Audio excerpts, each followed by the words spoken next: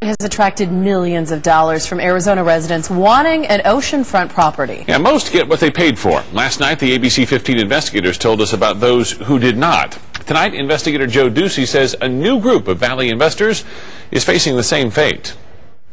The money went directly to the owner. 8 years after Maddie and Howard Israel bought into this property in Rocky Point, there are no condos, no pools, no golf courses. A lawsuit halted the North Beach development. And now the Israels say, despite their warnings, it's happening again to a whole new group of investors at North Beach. It's chapter and verse of exactly what happened to us. Israel points to a 2005 lawsuit between North Beach partners and others. But if you thought that would put an end to anyone asking for new investment here, take a look at that building behind me.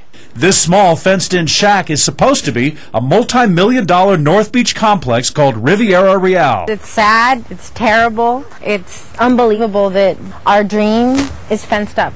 Bertha and Antonio Casilla of Goodyear put down $130,000 towards their condo here. It's a beautiful view. They bought in 2006, saying they had no idea that a 2005 lawsuit over land ownership was filed and would eventually stop construction. So they ever say, hey, there's some questions about the land, but... No, never.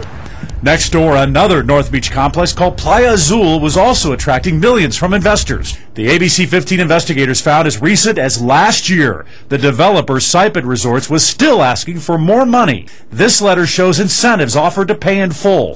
One investor did. 2 months later, she received another letter stating that construction had stopped.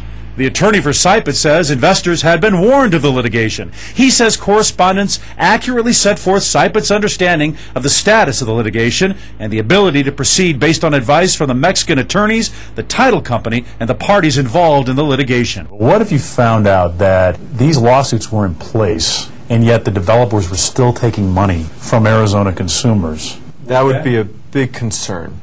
Sam Wersinski is commissioner for the Arizona Department of Real Estate and says if the business is registered here, his office has jurisdiction. Wersinski does not say what happened with Playa Azul is wrong, but it highlights the difficulty in buying property outside the country. It's sad.